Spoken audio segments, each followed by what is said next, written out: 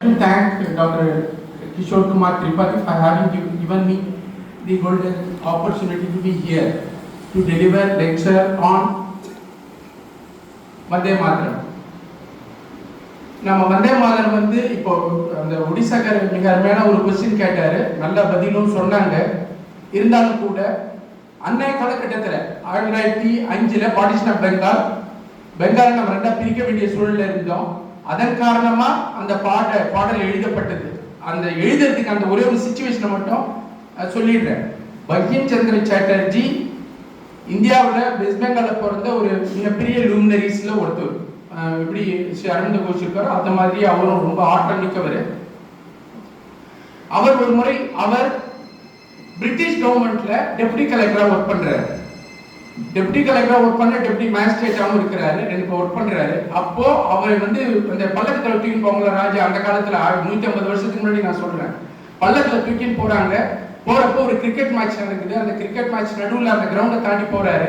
அப்போ ஒரு வெள்ளக்காரன் அவன் வந்து பாக்குறான், யாருன்னு கேட்கிறான். இது போல இந்தியன் பிரிட்டிஷ் கண்ட்ரோல்ல ஒர்க் பண்ற ஒரு இந்தியன் தான் போறாங்க. அவரை கூப்பிட்டு இறங்க சொல்லி அவரை தாறுமாறா உதைக்கிறாங்க.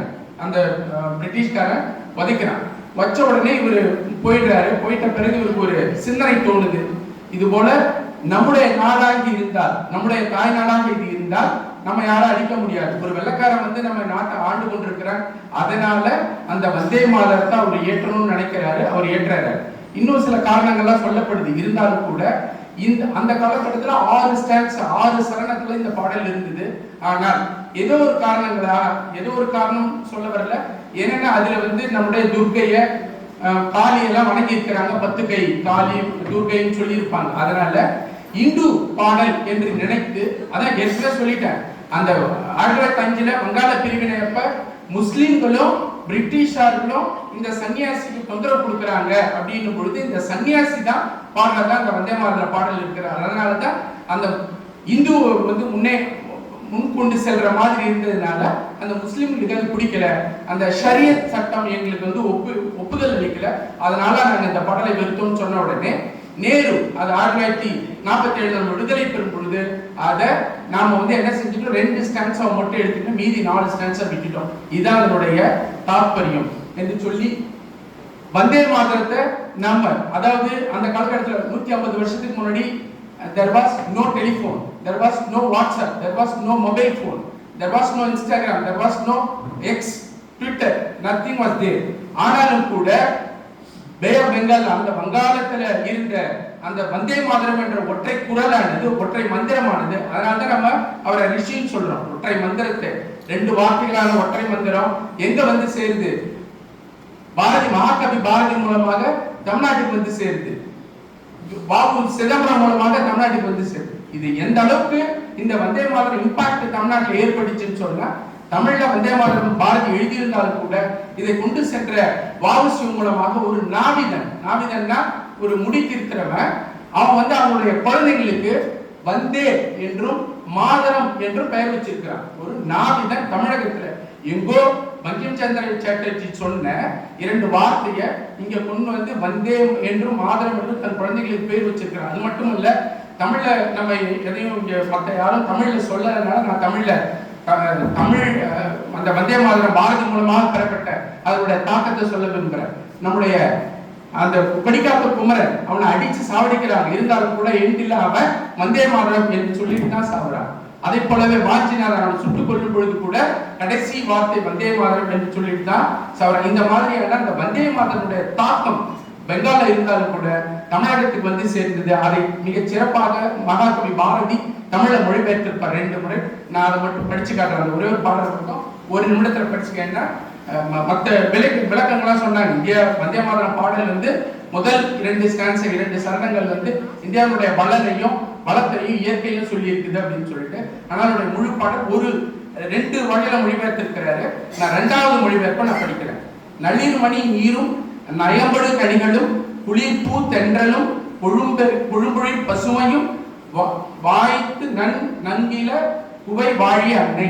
அதான் அன்னைனா வந்தே மாதரம். நம்ம ஐயா சொன்னாங்க, வந்தே மாதரம்னா வந்தே மாதரம் என்போம் மாநில தாயை வணங்குதும் என்போம் என்று மகாகவி பாரதி பாடியிருக்கிறார். அது மொழிபெயர்ப்பு.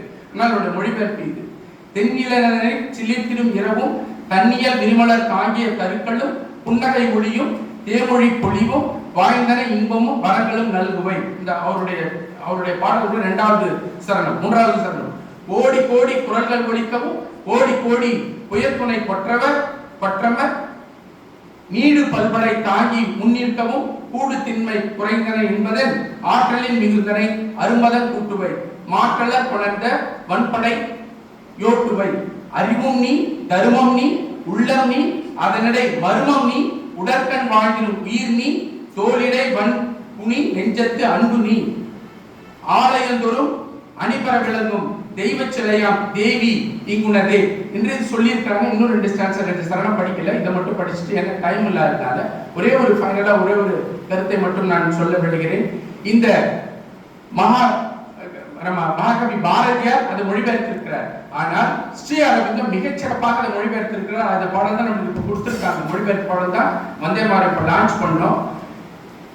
ராமன் வால்மீகி ராமாயணத்துல சொல்லுவார், my mother and my motherland are dearer to me than heaven அப்படின்னு சொல்லுவார். சொர்க்கத்தை விடவும் இது எனக்கு அம்மாவும் தாய் நாடு மிக சிறந்த.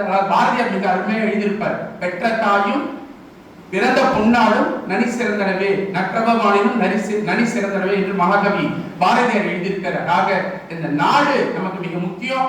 நாட்டை தாயாக பாரதி பல பாடல்களை பாடியிருக்கிறார். பாரதி இந்த வந்தே மாதரத்தை அவர் நூல் எழுதும் பொழுது நூல்ல முன்னுரையாக வந்தே மாதரத்தை எழுதியிருக்கிறாரு. அது மட்டும் இல்ல, அவருடைய ஜேர்னல்ல விஜயா என்கிற ஜேர்னல்ல அட்டைப்படமாகவும் போட்டிருக்காரு. அவருடைய அந்த பாரத மாத படத்தையும் அதுல பதிப்பிச்சிருக்கிறார். இதுதே நம்ம ஸ்ரீ அரவிந்தர் சொன்ன கொட்டேஷன்ஸ் மட்டும் சொல்லி என்னுடைய உரையை நிறைவு செய்யறேன். Our country, our motherland is not a piece of land. யார் சொல்றது? ஸ்ரீ அரவிந்தோ சொல்றார். It is embodiment of mother அப்படின்னு சொல்றார். அதாவது நான் வெறும் ஒரு நிலமா பார்க்கல, தாயுடைய அம்சமாக பார்க்கிறேன் ஸ்ரீ அரவிந்தோ சொல்லியிருக்கார். அது மட்டும் இல்ல, அவர் ஸ்பிரிச்சுவல் நேஷன் அப்படின்னு சொல்லிட்டு அரவிந்தர் சொல்றார். அது மட்டும் இல்ல, Vande Mataram is soul of our nation's patriotism அப்படின்னு சொல்றார். கடைசியா ஒன்று சொல்றார், Vande Mataram is devotional bound of patriotism. Vande Mataram pass.